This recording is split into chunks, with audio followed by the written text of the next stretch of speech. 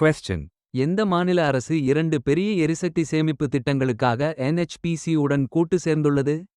Option A. Bihar, Option B. Jharkhand, Option C. Chhattisgarh, Option D. Odisha.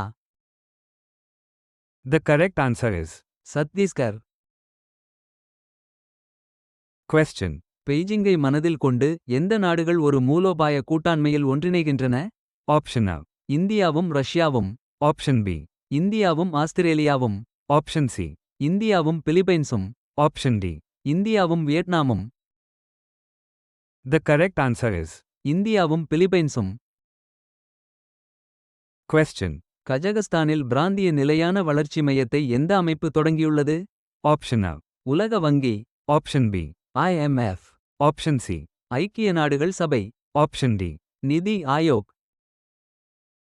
The correct answer is. ஐக்கிய நாடுகள் சபை. Question.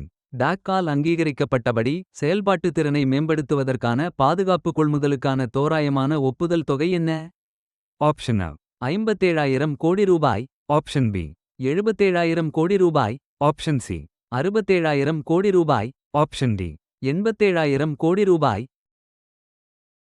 The correct answer is. 67,000 கோடி ரூபாய். Question. சட்டமன்றத்தில் பழங்குடியினருக்கு இட ஒதுக்கீடு வழங்குவது தொடர்பான எந்த மசோதா சமீபத்தில் மக்களவையில் நிறைவேற்றப்பட்டது? Option A. Manipur, Option B. Goa, Option C. Nagaland, Option D. Mizoram. The correct answer is. Goa. Question. அரிதான கனிமங்கள் மற்றும் முக்கியமான தாதுக்கள் வெட்டுவதில் இந்தியாவுடன் எந்த நாடு ஒத்துழைக்கிறது? Option A. America, Option B. Australia, Option C. Russia, Option D. Japan. The correct answer is. Russia.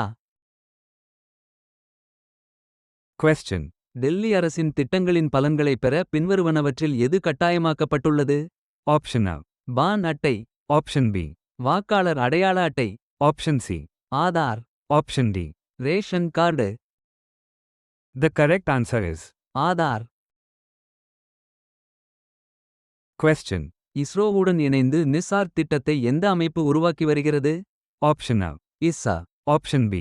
JEXA, Option C. NASA, Option D. CNES. The correct answer is. NASA. Question.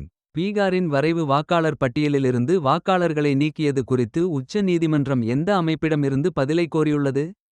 Option A. மத்திய புலனாய்வுப் பிரிவு CBI. Option B. இந்திய தேர்தல் ஆணையம் ECI. Option C. தேசிய புலனாய்வு அமைப்பு NIA. Option D. இந்திய சட்ட ஆணையம். The correct answer is. இந்திய தேர்தல் ஆணையம் ECI. Question. பீகாரில் 216.81 கோடி ரூபாய் ஒப்பந்தத்தில் ரயில்டெல் எந்த துறையுடன் தொடர்புடையது? Option A. கிராமப்புற மின்மயமாக்கல். Option B. பாதுகாப்பான நகரம். Option C. புதுப்பிக்கத்தக்க எரிசக்தி.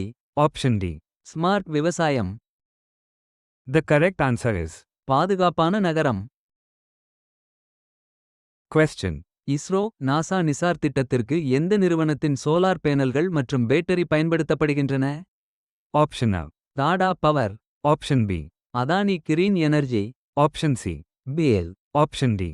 லார்சன் மற்றும் Toubro. The correct answer is. பேல். Question. புதிதாக கண்டுபிடிக்கப்பட்ட குறுகிய பட்டை மழைப்பாம்பு இனம் எந்த நாட்டைச் சேர்ந்தது? Option A. நேபாளம், Option B. Bhutan, Option C. Mizoram, India, Option D. வங்காளதேசம். The correct answer is. Mizoram, India. Question. பிரதமர் மோடியால் திறந்து வைக்கப்பட்ட கட்டிடம் எது? அது சென்ட்ரல் விஸ்டா திட்டத்தின் ஒரு பகுதியாகும். Option A. Sansad Pawan, Option B.